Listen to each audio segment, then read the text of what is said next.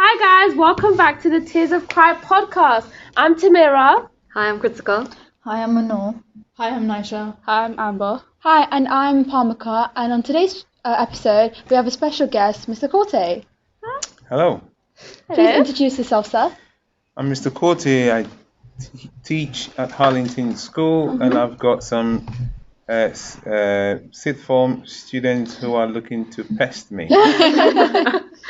Okay, sir, start off by telling us about your childhood growing up in Ghana and moving to the UK. Growing up in Ghana, I'll say it was fun and more fun in the sense that we didn't have much in terms of social stuff like the UK, i.e. you've got open spaces, you've got swimming pools, you've got football pitches, but we did have a lot of fun because there weren't any predators as such that you were told don't go here, don't do this, don't do that. You know, you guys play it, but we used to play it on trees. Don't forget, we don't have tails, but we played it on trees. But when we came down from the trees, we still read Shakespeare. So the bottom line is we had fun. Fun in the sense that, as they say, it takes a whole village to raise a child. So even when you went out, you couldn't misbehave because another adult is looking over your shoulder and they'll tell your parents. So you did things expected of you as a child within the community because someone else will tell you off, whether they are your father or mother. They will go out of their way to help you. They will go out of their way to support you. If they see you doing something that is not what you're supposed to do, they'll call you and say, hey, I know your dad, or are you not such and such son or daughter? Why are you doing this? This is not what you do. And it's accepted. Because if you are good for the whole community. If you turn bad, you are a liability to the community. Okay. So how do you think maybe that shaped how you live today in the UK? Was there culture shock when you first came? It was more than a culture shock. That I sat on the bus once and kids were talking about sex openly. They were talking about, one kid was saying that she was with her boyfriend and her mom came to bang on the door and say, hey, keep it quiet. So she also waited when her mother's boyfriend came in. She did the same thing to her mother. And I thought, what am I doing in a country like this? Oh my God. Okay. There were other things. Kids can tell adults to shut up, and you think, okay, am I missing something here? There seem to be no boundaries, but I guess because of where I was from, where language for us is everything, you show respect not only through your actions but through your spoken word. Coming over here, language was a little bit loose, and people can say things that have more than one meaning. So they can say to dad, oh, dad, shut up, and in a friendly way, or you could say it's a friendly fire. But for me, it was still a little bit of a shock. But it took a little while to acclimatize to that. When you first moved here, did you ever feel like an outsider, left out because you moved from such a different place to the UK, from Africa to UK? Yeah, it was such a shock because simple things like, I remember speaking to someone and her husband is very athletic looking. He went to the gym, so he was a solid man. But the language I used, I said, oh, your husband is very thick, isn't he? And she turned to me and said, excuse me, what do you mean? I said, well, I meant he's well built. And said, yeah, say that. But if you say someone is thick, it means they are stupid. And I thought, oh, okay. So it was a huge or a steep learning curve for me to learn the language, not as in English, but if you like, the culture of the language and the way things are expressed here. It takes a little while. People were using words like bloke, geezer, and things that you think, what the heck is geezer? I know gizzard as something in the belly of chicken. So when they said geezer, I thought they said gizzard. So it took me a little while to know what they meant, and bloke and stuff like that. So yeah, it was a huge culture shock. How did you deal with those culture shocks? How did you overcome them? I began to listen more. Psychologists will tell you that you need to have been born in a culture to be able to understand it or live in that culture for about 20 years to 25 years before you can fully understand it. So in the beginning, I'm sure I made so many mistakes, and I still continue to make them, because you can take the man out of the bush, but you can't take the bush out of the man. Yeah. Having said that, once I decided I'm staying, I had to listen, and not just listen once, but listen twice. And if there were things that I didn't understand, I'll ask. I remember being on the bus and one time, and I said I didn't look at the spelling properly, and I was saying to someone, "I'll get off at action," and meanwhile it's not action, it's acting. And I remember saying something like, "Oh, I'm getting off at Chiswick," and it wasn't Chiswick, it's Chiswick. So yeah, so these are some of the things that. But then you realize that you say it and people laugh, and you don't understand why they are laughing. They don't correct you. Definitely. So it took a little while. I started to listen more. I was interested in what other people had to say. So just learning before I was able to, if you like, fit in or find my place where I can then relate and thrive, if you like. The teaching aspect, would you say becoming a teacher was the first thing you wanted to do? Becoming a teacher would have been the last thing. It wouldn't be on a scale of 1 to 20. I'll put teaching there. I knew I had the ability to teach because in my previous job in marketing, I was a trainer as part of my responsibilities.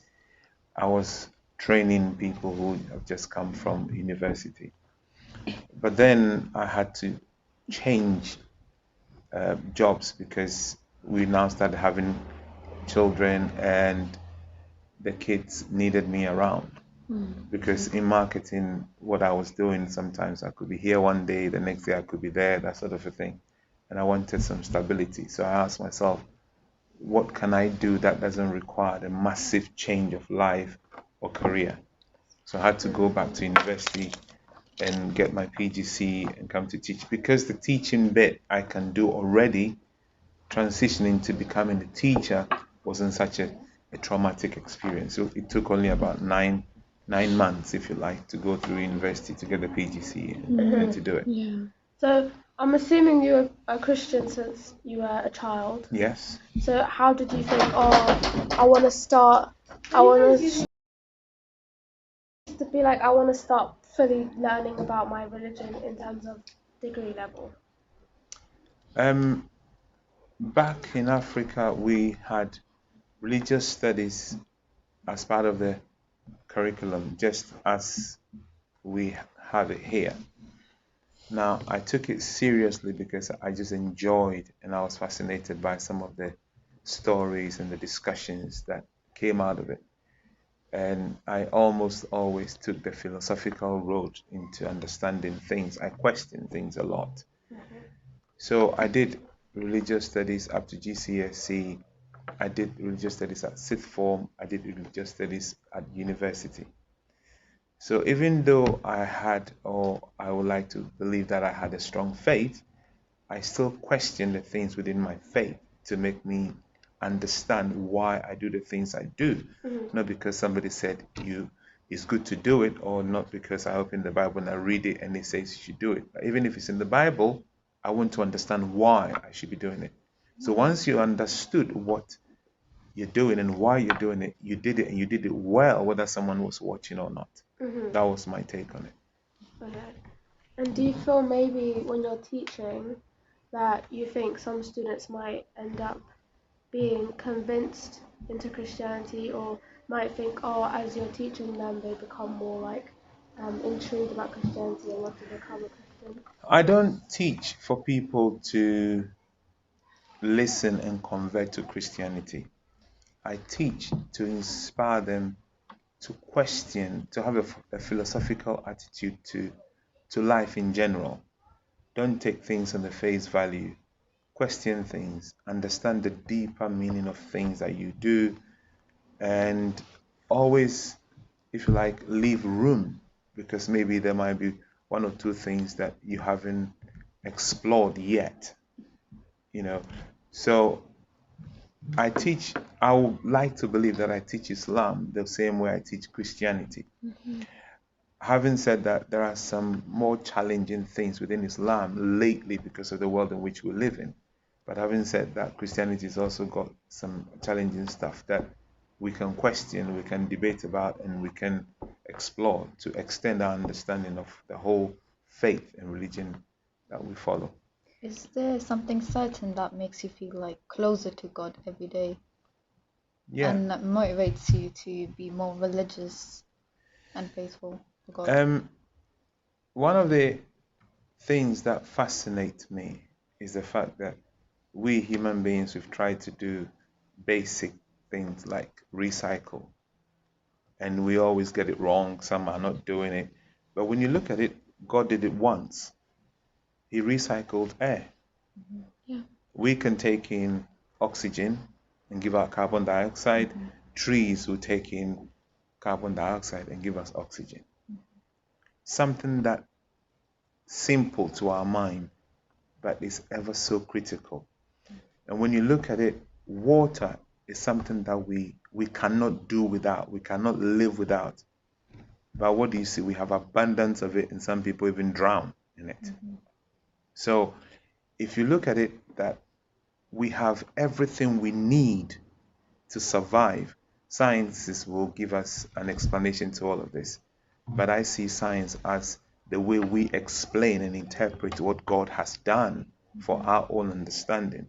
Now, for me to look around and see creativity and even look at all of you here, you are pretty in your own way, but you are all different. Yeah. Now, for God to do that, for me, is fascinating for me to believe that, yes, there is a God and all this is not by chance. Fair enough, yeah. If you could change something about the education system, what would it be and how would you deal with the situation? That's a very good question. The education that we have now, personally, I'm tempted to believe that most of it has outlived their purpose, because there are certain things that kids now can go into the computer and they can find it. When I was in school, we didn't use calculators, so we have to work out maths with our own mind and slide rule and all sorts of things. But these days, you pick a phone and all the formulas are on a calculator, or you pick a phone and you Google something and it's all there. So we have to find a way to bring education into the modern world. Now, the education that I had served me up to now, but I'm not sure if it's fit enough that it will serve you for the world that you are going to live in. So maybe we need to look at things and the way we do it, maybe do the same things, but find a different way of doing it that will probably appeal better. Because I know some students who will come to school, and the school system, the way it's been designed, makes them feel like caged animals. They don't thrive.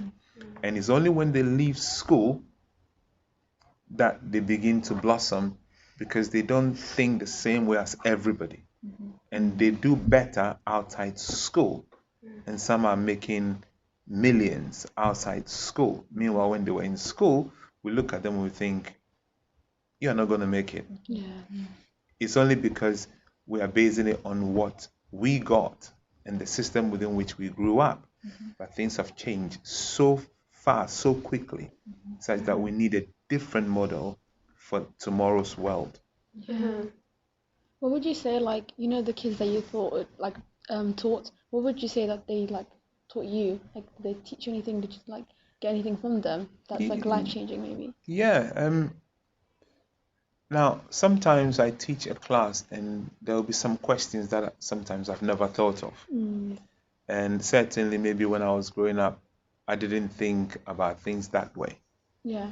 Now, we were in a world where the adults knew almost everything, or we believe that they knew everything. So you're dependent on the adults to tell you.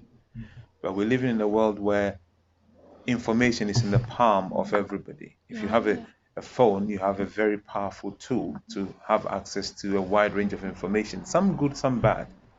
However, the availability of information ensures that people are able to know things even before they come to your class. Yeah. And those who are inquisitive and are willing to learn, they may know a little bit more than the average kid. So they may have thought through certain things and have lots of challenging questions on their minds.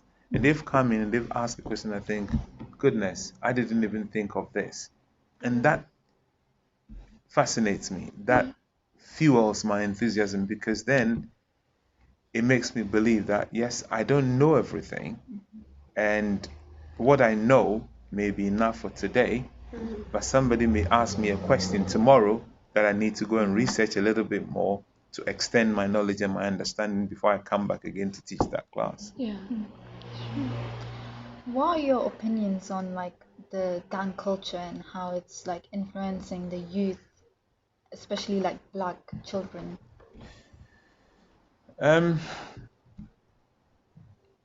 That is a very difficult question for me to answer. Especially because like vaping and everything is becoming very popular as well. Vaping, You see- not raping. You see, That I vaping. think, yeah. all of Heard these go back to the fact that media and the way they portray what good life looks like. And kids these days, they are influenced by TikTok, social media, Sin City, Love Island, all of these things. You see, You should watch Love Island. they want watch Love Island. I think you should watch Love Island. You'd really I think you enjoy should it. go on Love Island. Go on Love Island. He has to watch. He has I to will watch. be the first person to be thrown out. Be the new bombshell. But not gonna lie, you can't go on. They all have hair.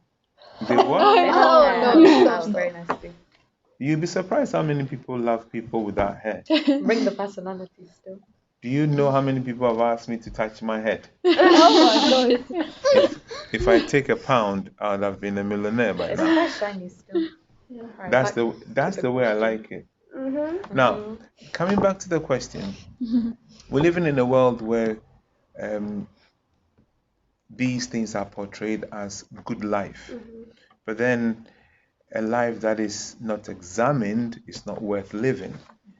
All these vaping things are around and we don't know the consequences. Only after a few years, after research, you see that, oh, vaping brings this, brings that, and by then it's too late. Talking about gang culture, these people who make rap music and all sorts of things, they glorify guns and shooting and stuff like that. However, what is a gun? A gun is something that will kill somebody. But we have developed in our wisdom so far that we think, or Americans specifically think, that a gun is what someone should own. Right. Now, it is very, very easy. If two people are upset with each other, the worst thing they can do if they don't have a gun is have a fight. Nobody dies. Someone could be damaged, but nobody will die. But if both of us have a gun, at least one of us will die. So I don't see the point. And we call ourselves civilized. We are so civilized, we're going backwards. And that is what some people seem to glorify, that it is the life that you need to live. To me, it's a whole lot of nonsense. I mean, I like to blame the school for gang life, actually, because I think, right, from what I know about the actual system that creates gang life, it's more of people who are at the top of the chain tend to like hire, that's what they call hiring of students who are perhaps don't care about school, you know, like the jokesters in school, and they like take them in. So in a sense, I think it's more, there's vulnerable students and they find a way to exploit the students. So in my mind, I think the schools should be able to identify, because for a long time, when the whole post-Code War thing was happening, I mean, it still happens, but when it was at its peak, they all said that, oh, the government said we'll sort it out later, like it's not a massive problem, because it wasn't affecting, no offense, it wasn't affecting people who really care, which in their eyes, I'm assuming, is white children.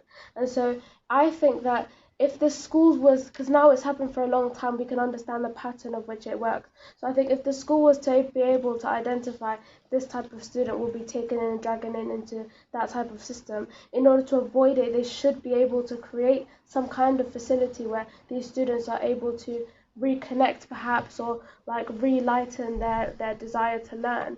And so I personally blame the school for the very thing going on. You see, you could and you couldn't, in the sense that we have a saying in Africa that a child who is determined to die doesn't know hospital. In other words, if the child is determined to die, if you take him to hospital, he will still die. We've got some children that, they are determined to do something because that is where they see themselves, the influences that they've had. Somebody made a film saying, well, get rich or die trying. So if you say get rich or die trying, somebody will hold that as a mantra for their life. They're going to get rich at all costs. What do you think that is going to do to that child?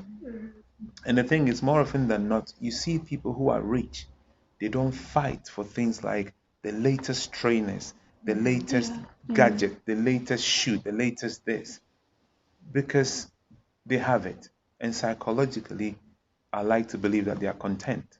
However, the poorer people, they need to feel that they are getting by. They want to be seen as if they are rich. So they surround themselves with all these gadgets. I have to have the latest jeans, the latest phone, the latest this. So then how do you finance all these things? One, it puts pressure on parents. So instead of dad working and mom staying at home, or vice versa, whichever way suits the family, both of them are having to go to work in order to finance these things, because they don't want to let their children down, because they didn't have it. So they want to give that to their kids so that they come across as a better parent than their parents. So then the child or the children are left at home. What do? They are not studying. They are watching these gadgets and TikTok and stuff like that. So instead of the children being raised, it's the gadgets that are raising the children. And if you don't influence your child, somebody will. And that person is on TV. And that person is doing that for money. They are not doing that to help you raise your child. And that's the culture we are living in. And that is the problem that we are facing now. I came into the UK, and Sundays were days when shops do not open. So at least it's the only day that mom and dad and children are at home together. They can sit at the table and eat and do family properly. At least one day in a week. But now Sunday is almost a normal working day. We don't come to school, but those who don't work in schools go to work. So if your mom and dad are not working in school, they still have to work. They leave you at home because you're chasing the money. And it's even worse now that bills have gone up because they have to pay. So then they leave you, they come back home, they ask, what have you done? You told them you read the encyclopedia. Meanwhile, you've been on your phone, TikTok, and watching a whole Love Island all day. What are you learning? Absolutely nothing. So when you go to school and the teacher questions you, you get frustrated. You get upset. Why are you on my back? But the teacher wants what is good for you.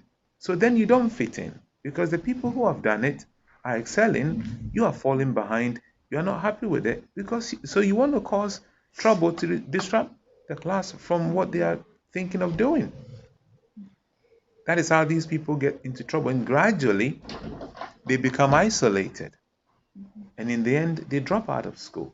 This is just one of the issues, but I'm sure there are other reasons why kids fall out of school and they fall into the hands of gangs and gang culture and people who will exploit them. That's true, yeah. So do you think like money can buy happiness? I'm like, no. Money can buy happiness to some extent. I feel like it can make you content, but it It's a can't temporary really, thing. yeah, It's- But you Yeah. see, contentment is not about what you have or what you don't have.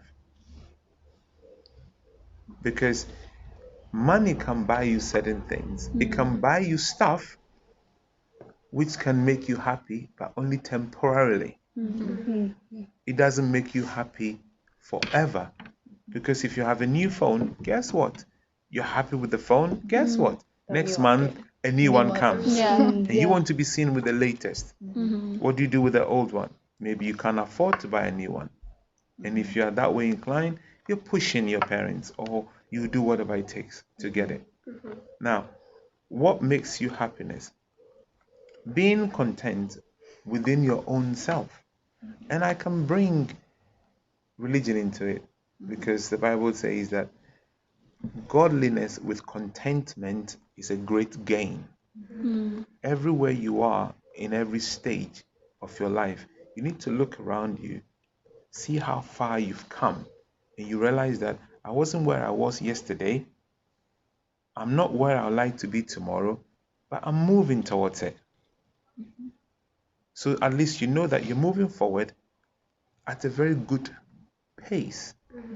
We are all in life, we are all writing an exam, but we all have different questions.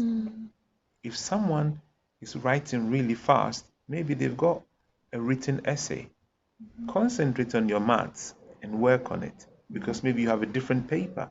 But we're looking over our shoulders and looking at what other people are doing and want to be like them. But maybe they have a different path. And that is how we get ourselves into trouble. He's got money today, I don't have it. I need to be like them. But maybe your money is on its way. And by the time you get yours, theirs have run out.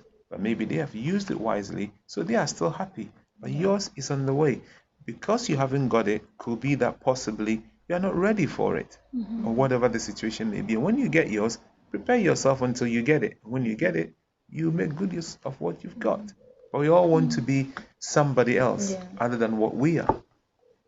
Growing up, did you like ever have a fear of like growing up, like becoming an adult, living the No, adult life? I couldn't wait to grow up. And now I wish I could go back. Because the thing is, when I was growing up, the adults, we saw them as they have the best things. It could be your own birthday and your dad will have more eggs than you. When the chicken is slaughtered, your dad gets the best part than you, even though it's your own birthday. So we thought, this is not a good life. I want to be an adult. I remember saying to my friend, when I work, I'll go and buy a whole, if you like, meat, the thigh of a cow, and keep it in the fridge. But then if you overeat those things, then they'll tell you you've got high cholesterol. You can't eat it anymore. You've got this, you can't eat that anymore. So everything in moderation. However, when you're a kid, you don't think like that. So every opportunity I get, I tell students today that enjoy where you are at. Yeah. Enjoy it, because you will miss it. And looking at you, you are what, 17, 16? 17. In another, don't take this the wrong way, but probably by the time you're 25, up to 25, that is the best you can ever look. Great. Do you understand? Yeah. Yes. So enjoy now the friends you have around you, boys, girls, whoever. If I say enjoy their company. Yeah. Because some of the friends you have now, you leave sixth form, and some of them you'll never see them again for the rest of your life. True, yeah. So just enjoy now. That's fair. How would you say you find a balance between social life, parenting, and teaching? And at times has this become overwhelming at one point? Especially during like exam seasons when you've got things to mark. It's been very overwhelming in the last 3-4 years. If I give it to you in percentages, my teaching life is probably about 70% of my life at the moment, which shouldn't be. Yeah. My children complain, my friends complain, because I take pride in my work. I just want to make sure that I get things right. In my own head, I want to make sure that I get things right by my students. As you know me, I prefer that my students do well, come out with good results, because I see it as I've got my name on it. It's got something to do with me. Yeah. Now, family life, I try, but it should be really the other way around.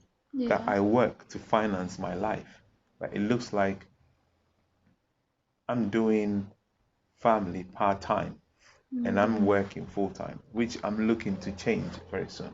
I'm working on it. I think you should be making the same mistakes. As a teacher, like who teaches, of course, like students, and as a teacher, you might end up like having bonds with students. You get along with them. Do you ever like fear that you might end up getting attached to them, and when they leave, like you will like miss them when they leave?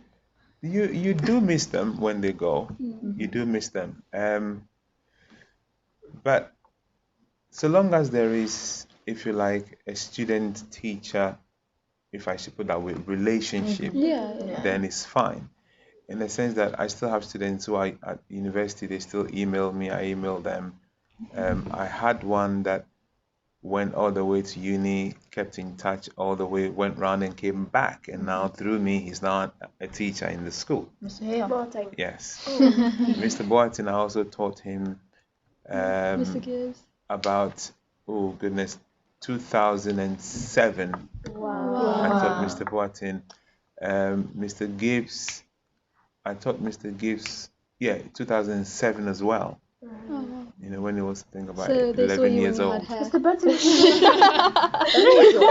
He told us, In his episode, he was talking about how when you You had first hair. came, you had hair, and like not the kids didn't rate you because you couldn't speak English properly. It's because And you had an African Yeah. accent. It's And very that they strong. ran out the window. And you'd like, welcome to the He would be the first one out. It wasn't because of my accent, because by Yeah. then I've been here Yeah.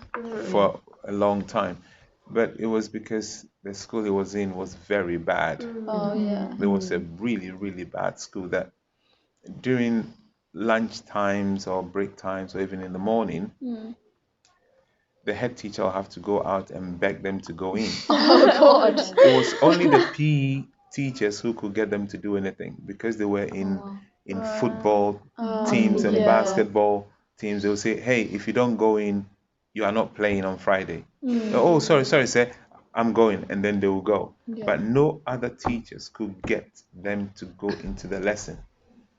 Wow. And you're teaching 1 minute, someone comes in and shouts, there's a fight. And everybody runs out to go and watch a fight, as if they've never seen two people fight. And when there's a fight, they make a circle, people fight until one person can't fight anymore. Yeah. That's just barbaric. And you call that a school? Yeah. My first day in that school, one of the teachers said, oh, there's another victim. Welcome to the zoo. And I asked myself, what have I done? But hey, as they say, it's history.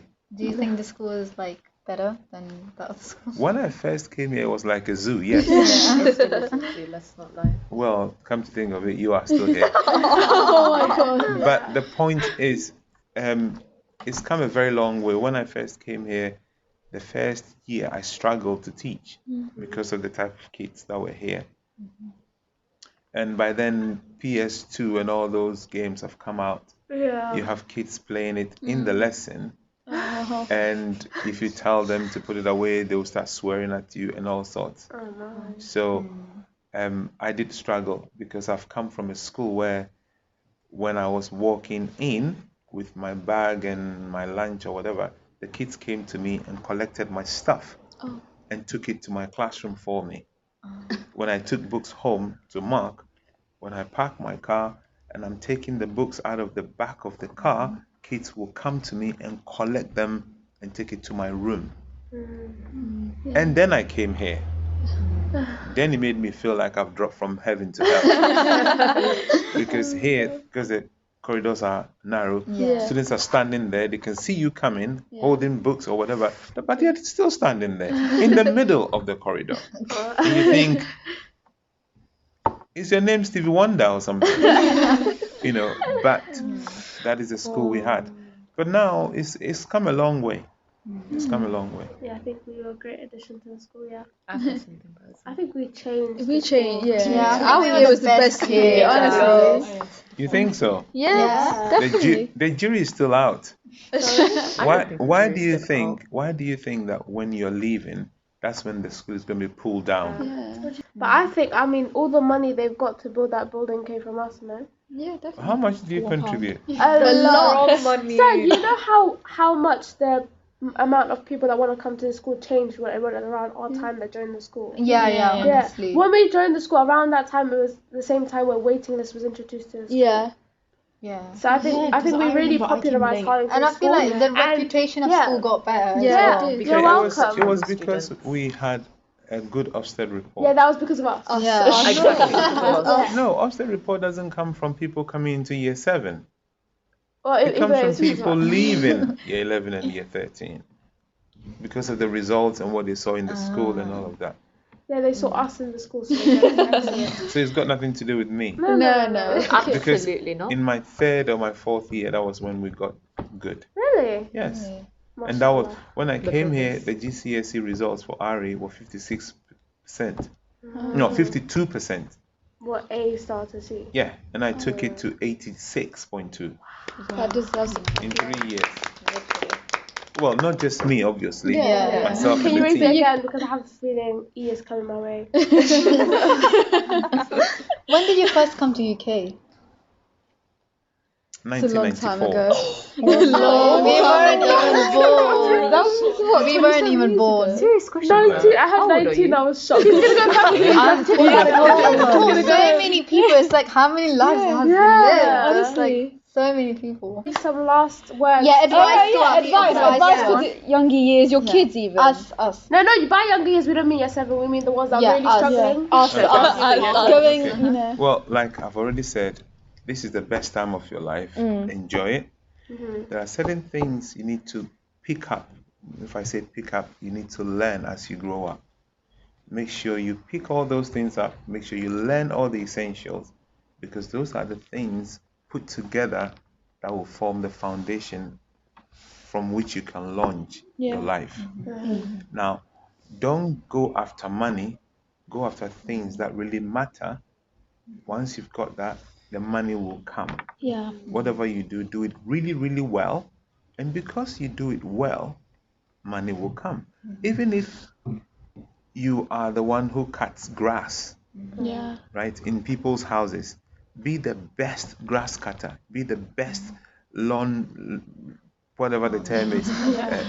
And because you are good at what you do, you will get money. But don't go chasing money, because if you chase the money, you will not get the money. Yeah. Let the money chase you, because you're good at what you do. Yeah. Okay, that's it. That's it. Thank you so much for being a much. part of this and Yeah. giving us your time. And not washing your hair on this day. Yeah, we appreciate you a Shampoo your lot. head tomorrow. I'm going home to wash it. Yeah. Shampoo as But well. there is nothing there. It will take about 2 hours to dry it. Oh, that's so sad. Because You I, polish your hair. yes, Why? That's why it's so because I want shiny. it to be shiny so you can see the spots on your face. Oh my god. If I ever need a mirror, I'll be like, yo, son, Honestly, come on. thank you so much. Thank for you giving so us your much. time. You're welcome.